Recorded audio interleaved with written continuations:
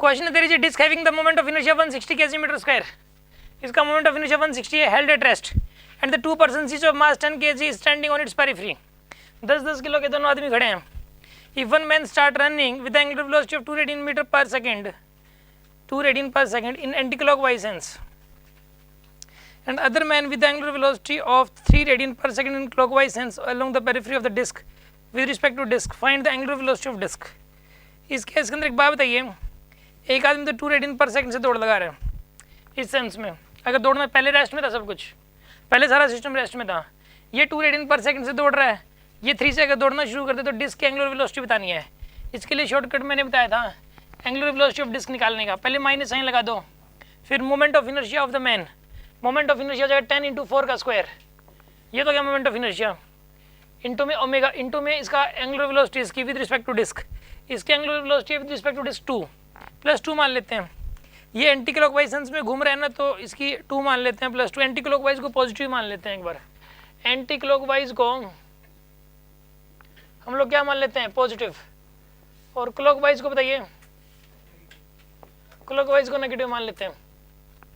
ठीक है, minus sign mr², 10 into में 4 का स्क्वायर इंटू में कितनी है इसकी एंगुलर वेलोसिटी 3 है, divided by total moment of inertia, total कितना हो जाएगा यहाँ पे बताइए, 10 × 4 का स्क्वायर प्लस में 10 × 4 का स्क्वायर प्लस में 160।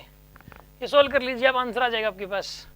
अगर नेगेटिव आए तो समझ जाना क्लॉकवाइज, और अगर पॉजिटिव आए तो समझ जाना क्लॉकवाइज, शॉर्टकट से होगा ये। हाँ जी, कर लोगे आप इसको, कोई डाउट है किसी के मन में, सॉल्व करके आंसर आ जाएगा। सर ये डायरेक्शन कैसे पता चली इस क्वेश्चन में? कौन सी डायरेक्शन कह रहे हो, ओमेगा की डायरेक्शन ये वाली? यस।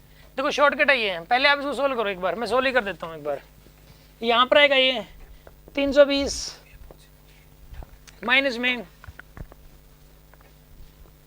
480 डिवाइडेड बाय में 160 + 160 + 160, यानी यहाँ पर आएगा ये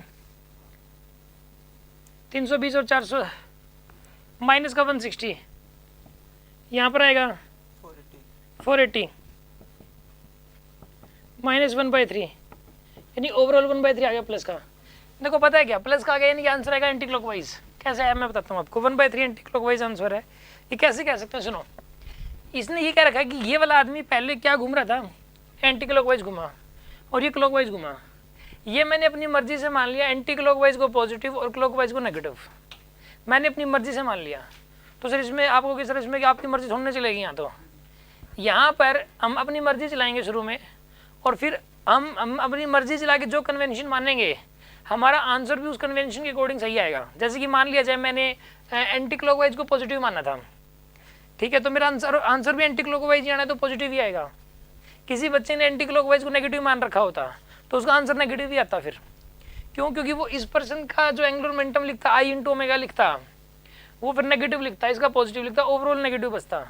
हमने एंटी क्लॉकवाइज को पॉजिटिव मान लिया, शुरू में आप जो मानोगे ना आंसर उसके अकॉर्डिंग ही लिखना है। फिर हमने शुरू में मान लिया anti clockwise positive, clockwise negative, तो हमारा जो आंसर है वो पॉजिटिव आया यानी एंटी क्लॉकवाइज। समझ आ गई बात आपको? कन्वेंशन चाहे कुछ भी हो, ओवरऑल आंसर वही वाला आएगा। एक का पॉजिटिव एक का नेगेटिव आ सकता है, वो उसके कन्वेंशन के अकॉर्डिंग है, लेकिन आंसर वैसे एक ही होगा। इसमें मैच किसमें पॉजिटिव नेगेटिव तो लिख नहीं रखा, इसने क्लॉकवाइज एंटी क्लॉकवाइज तो लिख रखा है। समझ आ गई होगी बात? कोई डाउट किसी को?